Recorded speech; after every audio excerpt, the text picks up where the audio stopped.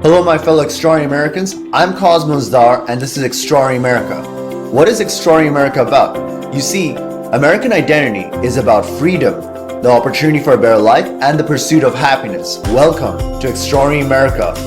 For today's guest, we have James Gebhardt. Jim is the CEO of myarchive.com, which is an online digital archival company preserving the legacy of loved ones and friends. MyArchive.com is a pioneering online platform dedicated to addressing a critical issue in our increasingly digital world, and that is digital dementia. In today's digital age, we capture and store our lives through digital content.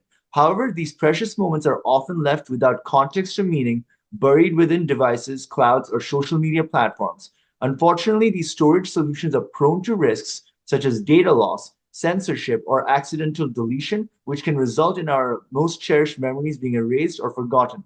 With MyArchive accounts, memories are never lost, deleted, or censored. Jim is also a part owner of an LLC electrical company for the past 20 years and has also been an auto mechanic, commercial photographer, and journeyman residential electrician before that. He's an extraordinary American, and I'm glad to have him on the show. Jim, are you there? I am here. Thank you for having me on. Jim, thank you so much for taking the time to do this podcast with me. Can you tell me and the audience a little bit more about yourself, your story, your background, and how you got started? Well, background is just basically grew up in middle America. I had a great childhood. Was kind of going towards trying to be a commercial photographer, so kind of got off on that field of chasing that dream, I should say, and eventually ended up in Washington State because there's no mountains in Iowa, and it's been we've been lived here for gosh the last 40 years, and circumstances happened to where we wanted to do this business because we were noticing how kind of coining the phrase digital dementia was starting to grip everything we were doing now because we were losing so many memories. So like photography has like taken quite the form, right? Like first there was just like photographs where I remember like when I was growing up, you only had these pictures like through these cards, and then the digital age came into being, and it was like a whole other technological transformation. So yeah, I found that very fascinating how technology is so advanced in the 21st century. Oh, it's incredible. I grew up in the times where my dad gave me it was called a Voigtlander single lens reflex, not an SLR. It was a rangefinder. I'm sorry, rangefinder camera, 35 millimeter. I started to learn photography off of that. So he had to know about film. Then he had to get your prints. Then he had to put them in, photo albums. Then he had family photo albums. And you try to put that down from generation to generation and who's got the albums. And after a while, it's just like, who did have the albums? Who had the memories? Who had the stories? And we can do so much more nowadays with the technology we have. We can do so much better. I mean, now, like in the last few years, you have AI and all of that stuff, which is a whole nother level of like just taking of digital content altogether, you know. And it's funny because I was born in the 1990s, and technology was rapidly evolving even back then. And then my parents before that, like they went to like a whole other era. So it's just very interesting and fascinating. Oh gosh, yes, yeah. We were don't want to date myself or anything, but I can remember the first computers, the 386s, the Nintendos, we first had the Pong on TV where you had the thing going back and forth, bonk, bonk, bonk. I can remember seeing those very first things, the first digital MTV release. I've lived through all that. I've lived through all those uh as technology is growing faster, and we've actually come to a point now to where we want to kind of choose what we want to do with our technology. We're not outgoing, buying a computer every 2 or 3 years because our computers have kind of caught up to really what we want to do with them. And the internet speeds and stuff like that are actually getting really great to what we want to do with them. Now we get to choose really what we want to do with this great technology. So Jim, one question I had was, what was like what was the goal, what is the strategic goal and vision of your life, like from the beginning when you were like an auto mechanic to like owning like an L part of an LLC to like right now with MyArchive, like what is the evolution of your vision regarding where you are today? Oh, regarding my archit? In not like from your order, like from like your entire career, like from the beginning Oh, to well, right now. the evolution of why I went from point A to point B to point C was life happens. When I was always I was a auto mechanic, was actually kind of a backup career as I was trying to do my commercial photography. And then I got into a point where I couldn't really do auto mechanics too much because of it was just too much on my back, and kind of a physical thing. And then you get the starving artist point with commercial photography to where you have a growing family. So then you really had to kind of do something that was maybe making money for the family and stuff like that. And eventually kind of folded into being a residential electrician for the last 20 years. And then as I was doing that, I came up with the idea with my ARCIT, because you start kind of looking back on your life, and you have great memories after, everybody's got memories from point A to point B. And I started looking at, well, what am I going to do with these memories? What am I going to do with these great times? How do I pass them on? And sitting in my work van one day, eating a ham sandwich. I remember that, and I just kind of came up with the idea, we got to do something better. And I started research, and this was 15 years ago. And but technology is now kind of catching up to where what we can do with it now is really starting to take hold. Yeah, I mean, totally. So, like, what would you say was like the most was the motivational factor that was driving you, like from because obviously you were working as an auto mechanic, then you became a photographer, and then you evolved, you finally started with your own business idea. So, like, what is like other than like what you're telling me about preserving the memories and everything, what would you consider your motivational drive? Because most people they just continue doing what they're doing, but but you Yeah. constantly evolved. Yeah, I constantly evolve because I've always been a dreamer. Always looking for something not bigger, better, better, but just better. You always want to keep your pushing forward to something. And like I said, I came up with this idea because back in about 97, I sat my dad down. We went back with a road trip with the family to Iowa, and he was in a little cabin out in the countryside. And I sat him down with a little VC8, the old video cameras, and I started asking him questions about his life. Kid growing up, well, how much was a gallon of milk? Gallon of gas. He was um, in the Korean War. He was a mechanic then over in Japan, and yeah, he started asking all these questions. He had funny, funny stories. It was great stories. But then after that, it was like he passed away a couple years after that. And then it was like I did a DVD, doing all the things you should do. And then it's like, okay, so many years after that, where's the DVD? Now my kids are growing up and having kids. Okay, how do I gonna have this to that child, to that grandchild? So it becomes an evolution, and it's something that doesn't you don't stop thinking about, because then you run into people like I was working with an old guy one time at a gas station back in the 80s when I was a mechanic. And he was a great old guy. He was tooling around his oxygen bottle, hooked up to his oxygen bottle, being the cashier, Frank. And I asked him, I said, well, you ever been in the military? And he said, yeah, yeah. And he's just, kind of a quiet guy. And they said, well, what'd you do? He kind of, people don't really like to talk sometimes about their service. And he said, well, I was in World War II. I said, oh, what'd you do? And he said, I was a B-17 pilot. The Wow. B-17 bomber pilot back in World War II. Fantastic stories, fantastic life memories. And then, he passed away. I never know when he passed away, but he's probably passed away now. But it was like, just remember if we could have some of those stories and pass them on. And then I ran into a lady that I explained what we did, and she kind of teared up a little bit because she has daughters, two young daughters, but they had lost their father. Now, if their father would have had some of these memories saved up, maybe throughout his childhood and throughout growing up, and some of these memories that he can then hand down to now his growing daughters, but he didn't. A lot of those memories, a lot of what they could see, what their father was really like, were lost. Wow, it's kind of deep, like when I think about it, because yeah, like like a picture in complete, it just tells a story in itself.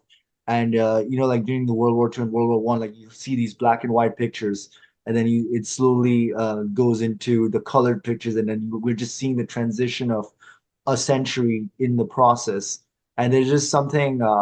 mesmerizing about it if you think about it, because you can see like an entire generation encapsulated in pictures if you think about it. Oh yeah, yeah. It's like what was that? I can't remember. There was a movie they did not too long ago where they actually did a AI interpretation of, I think, of a World War One situation, and they did a lot of the old pictures and movies, and they made them. I think it was the same guy that did Lord of the Rings, and it was a fantastic movie. It was really interesting how he did it, but it was just as a as a note where, like, when my brother passed away, he passed away probably about 6 years ago now, and the only thing I had of him was just some pictures. I never got to be able to sit him down and get a life story from him, and that's all I had was just pictures. I never had any memories with him. So now when my kids look at those pictures, that's all they have. So, Jim, from your point of view, what is the most important thing that we should cherish about life? Like, let's say you're li like people are living out their lives, they're so focused on all these different things in their lives. But what do you think should be the ultimate priority of life from your perspective, knowing what you know?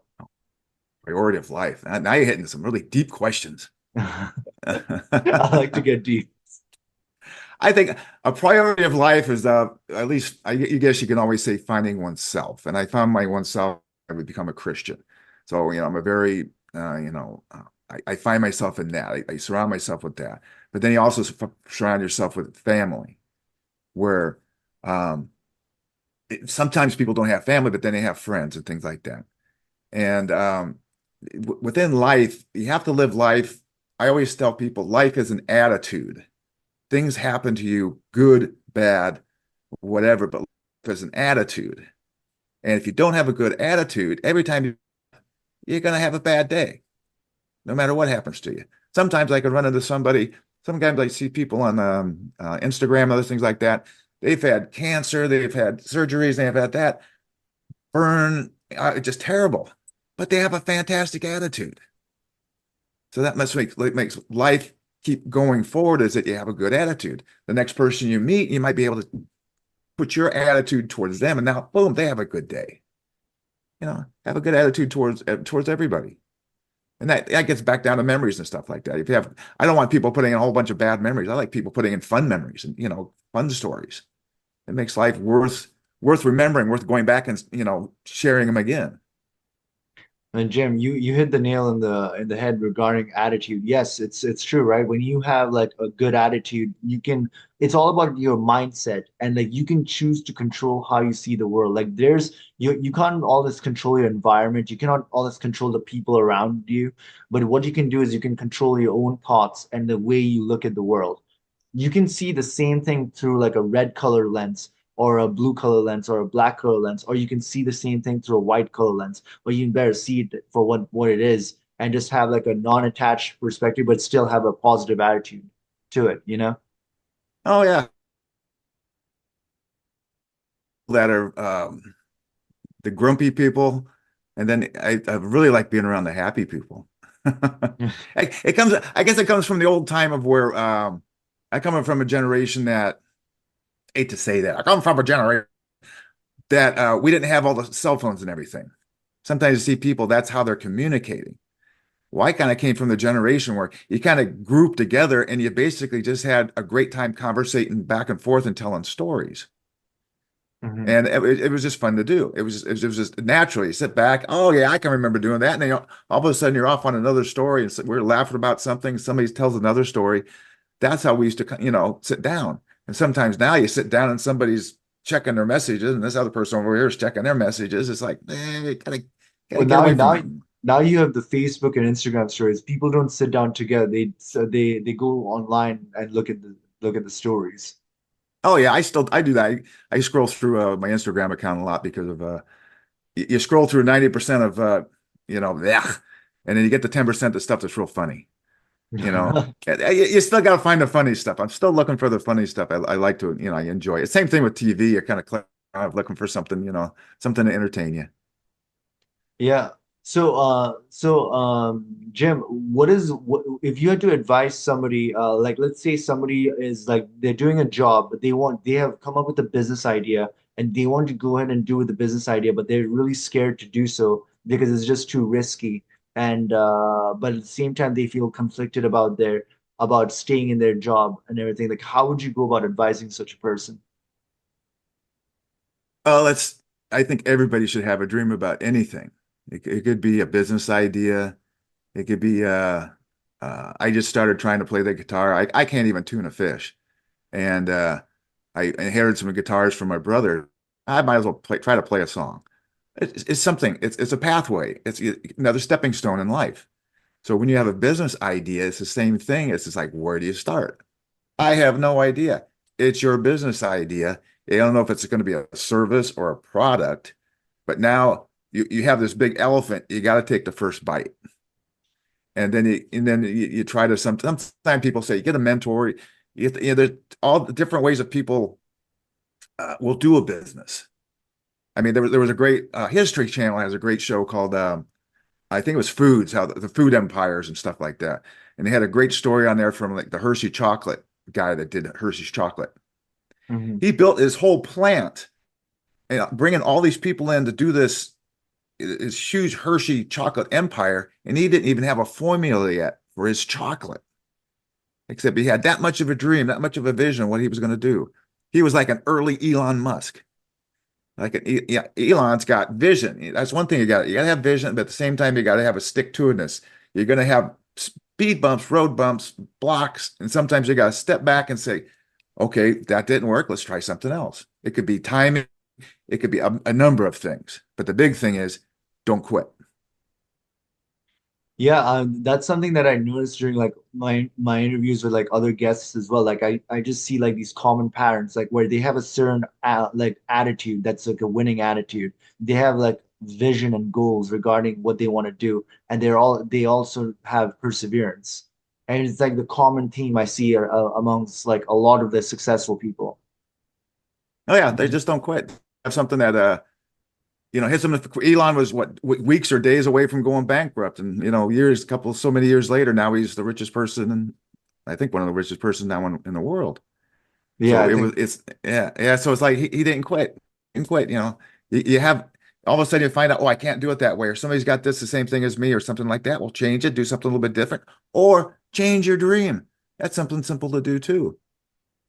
So, Jim, from your perspective, what's the one challenge like you think that people that want to start a business will face, and like how do you think they should go overcoming that? Um, they put I think self-doubt at right in front of their face. Self-doubt and a lot of times it's where to start. Sometimes you just don't know where to start on a journey. You continue to, you know, go around not knowing where you're going.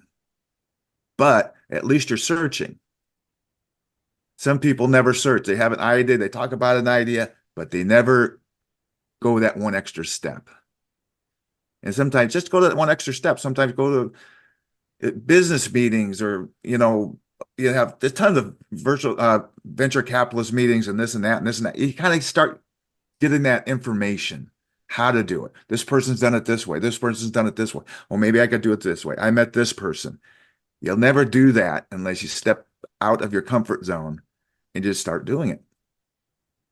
Yeah, that's true, but it's easier said than done, right? Because that's Oh part yeah, of. it's always easier said than done. I think part of my motivation for starting this podcast was like, yeah, a lot of people they want to do business and they want to be financially free, but they don't have the courage to do it, or they think it's too financially risky and there's just too many risks involved. But they are always conflicted because they have to go to their jobs, but they don't want to do that. You know, they want to live their own life, but they end up usually living somebody else's life in the process.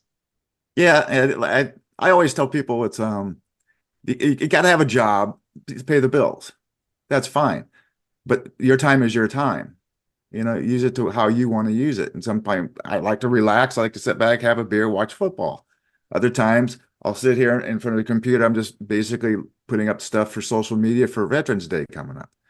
So, it's just like the little things that that tweak your tweak your vision. You want to go forward. Don't stop. So, Jim, if I had to ask you just like to summarize it, what are the successful character traits if you had to like look see like a successful person that goes from doing a job to doing business successfully, what are the character traits they should have other Mm. than perseverance and having a good attitude and having a vision? If you had to like name something else. Oh, that's a hard one because it's sometimes people don't have. I always say sometimes be a listener because you learn a lot. Sometimes a listener will sometimes attach themselves to a talker because then they can communicate better. And then sometimes those people will attach themselves to a thinker who will be able to put certain things together, their their vision, their computer type of thing. Look at the people that like Steve Jobs and Wozniak and things like that. Those guys are computer geniuses. One guy was a great speaker, Jobs was, but Wozniak, I think he was a lot of the brains. Same thing I think with Paul Allen and Microsoft types thing. So it's I there's never a one thing. It's I always like you see so many examples of everything. You know, the perseverance. What's the one thing? The one thing is just doing, doing. Just go out there and do something. And it doesn't matter what it is. What did you do today? I read an article. That's something. I learned a little bit about this. That's something. And all of a sudden, the little things in your brain will start going boom, boom, boom, boom. Things will start coming together. You get better ideas, how to go maybe go this way, how to go that way. But when you're doing nothing, you don't get anywhere. I mean, I couldn't agree more. You're absolutely right. You have to keep going forward. You got to keep moving forward. You got to keep doing something. Like doing nothing is not the answer. Like wishful thinking is not the answer. Like if you want to go out there and live your dream, you have to go for it because you're never going to get another moment. And that's what something that I want to like take home to the listeners is that you have to go for your dream. Like you have to go for your financial freedom because then eventually everybody dies. If you're not Yeah, going to go everybody. now, when are you going to go? If you're Yeah, not going to and do it sometimes, now. yeah, and sometimes a dream isn't even the financial freedom. Sometimes a dream is, well, it should be a good dream because when you're financially free, it frees up a lot of you. We're shackled to the financials we have. We got to pay the bills, we got to eat, we got to take care of the family. Car breaks down, the dog's got fleas, all that kind of stuff. But and some people have dreams of maybe just being a writer that gets stuff published, or a photographer that gets some pictures published, or a singer that maybe somebody wants to use on their album or something like that. And maybe they don't make a lot of money, but they're so proud of what they did, Mhm. you know. And it's just like sometimes it's nice to have the money at a certain point. I look at being financial free, but at the same time, it happens. It's like yay, and then you just forget about it. You're still doing your thing. Speaking of which, Jim, so like since we're talking about like following our dreams, like well, the national identity that we have as Americans is about the American dream. But American dream is different for different people. So my question to Yes, you is, yes. what is your idea of what the American dream is personally for you, and how should Americans go about following the American dream? My American dream. Uh, oh gosh, was sitting summertime. I would call it my happy place. Summertime, having your own house, drinking a beer, barbecuing, talking with friends. That to me is American dream. It's freedom. Go where you want to, drive what you want to, drink what you want to, eat what you want to. Um, you just build a house. We got a house we build out in the countryside. You just kind of follow the dream. And everybody's dream is different. Some people want to do this or that. Fine. I don't want to step on anybody else's dream. Don't step on mine. No, I mean totally. That actually sounds beautiful. Actually, it's like I was with my roommate just yesterday, and we were just by the barbecue pit, and we just had a fire pit, and we were just chilling there and having like a very good conversation.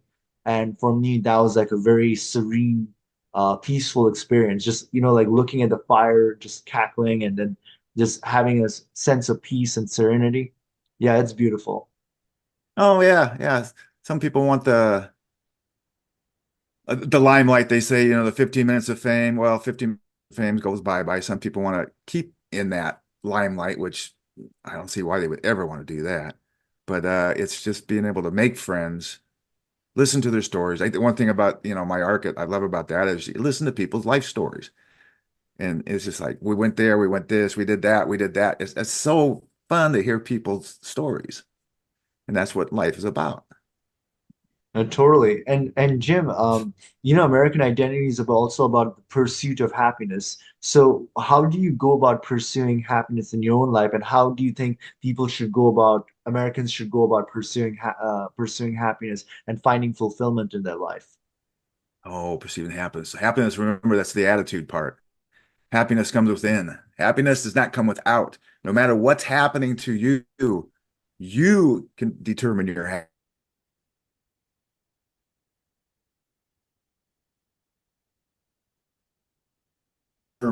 happiness. They don't determine how you perceive yourself or your happiness in life, you know. No, I'm glad you mentioned that, Jim, because a lot of people they look to material things for happiness. Like, okay, and it's connected to the American view, where like if I get the mansion, I become a celebrity. If I get so much X amount of dollars, and I Mm. get the cars, I'll be happy. But in from your perspective, it's about having the right attitude.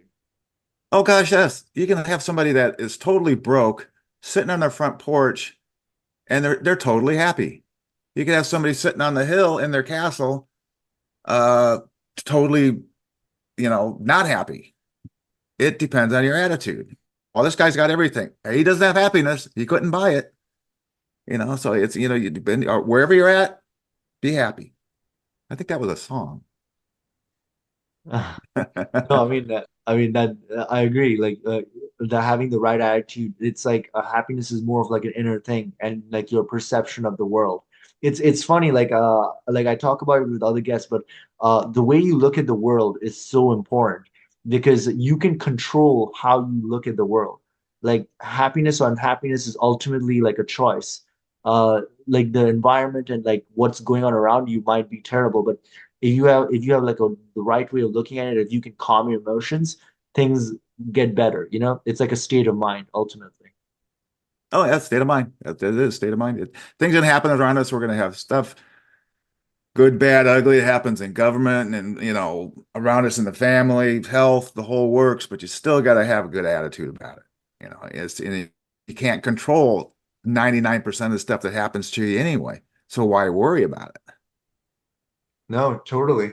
And Jim, can you tell me and the audience a little bit more about myarcade.com and like what it does so that they can get a better idea of what it is? Well, let's go back to my dad, where I had video memories of him.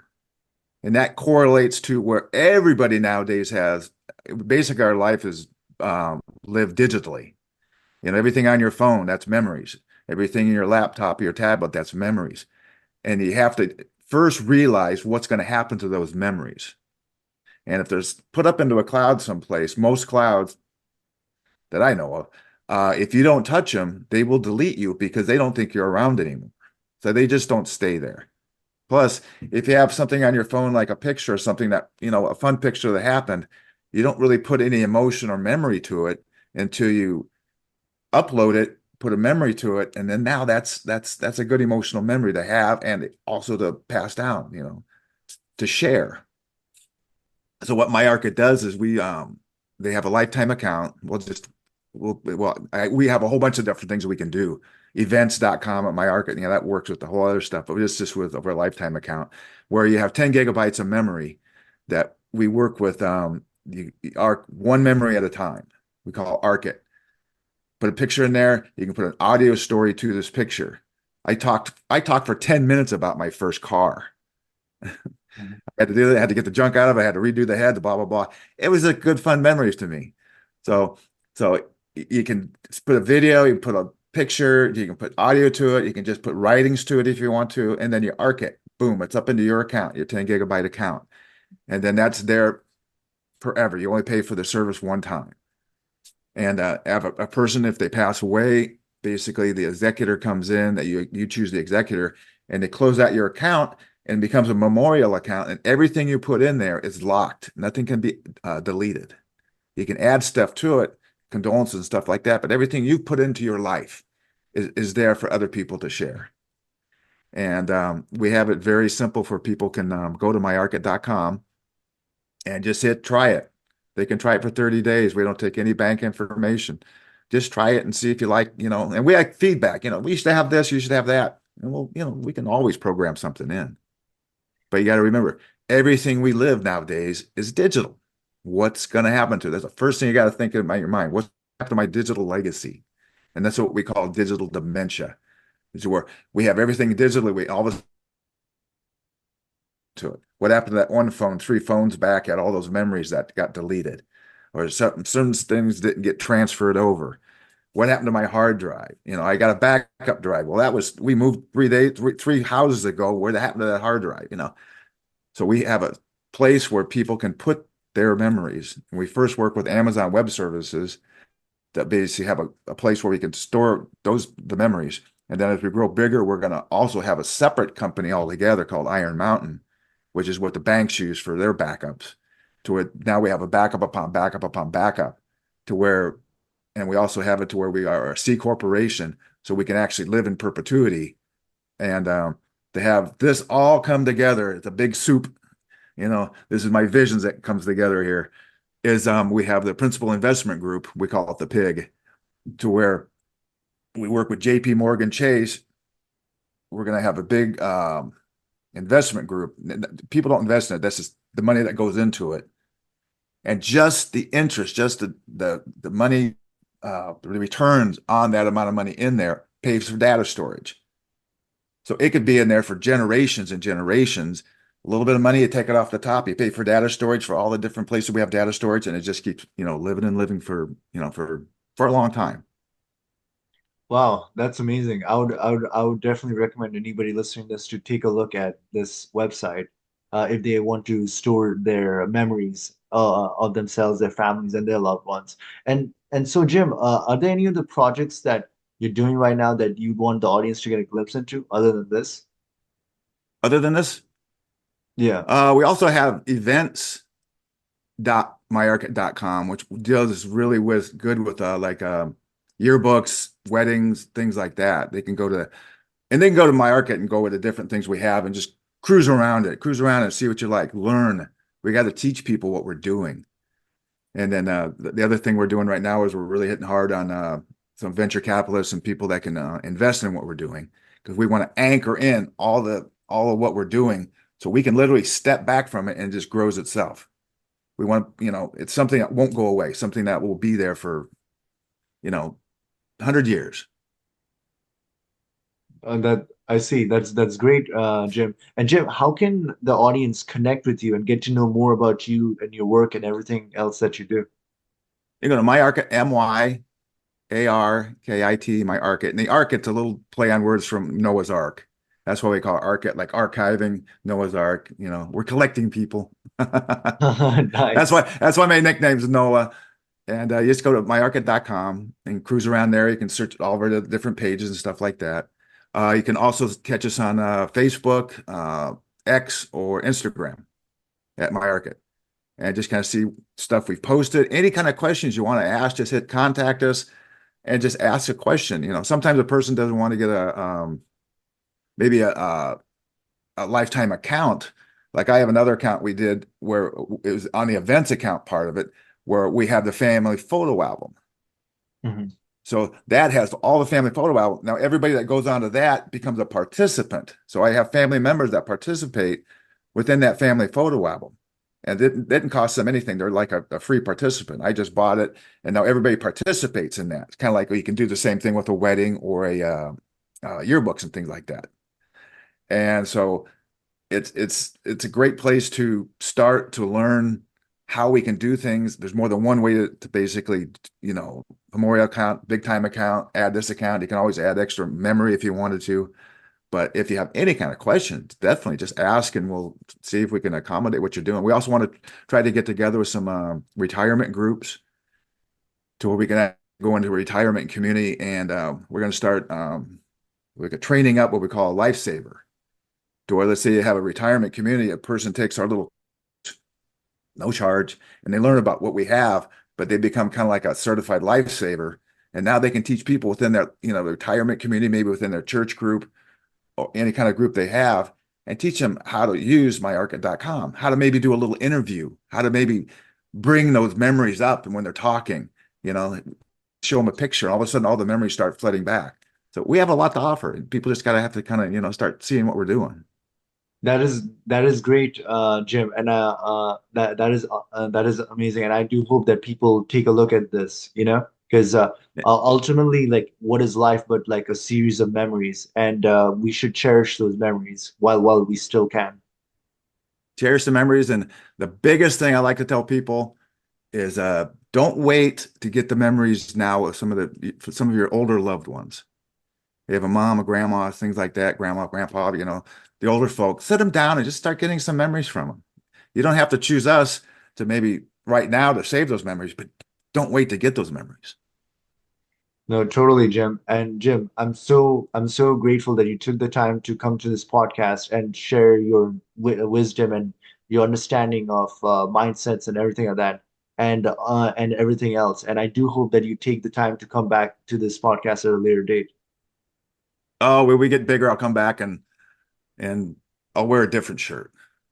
No, I love your shirt. It's all about the attitude, right? So yeah, Yeah, I figured today I'm just gonna have some fun. yeah. And I want to conclude this episode by letting my fellow extraordinary Americans know that, hey, look, there's an extraordinary within each and every one of us, and it's our duty to awaken it and unleash it. Until next time, bye for now. Hey everyone, thank you for watching Extraordinary America. If you like what you see, please do subscribe to our podcast and share it with others. Remember that the best investment that you can make in your lifetime is in your own financial education, for it is knowledge that truly sets us free.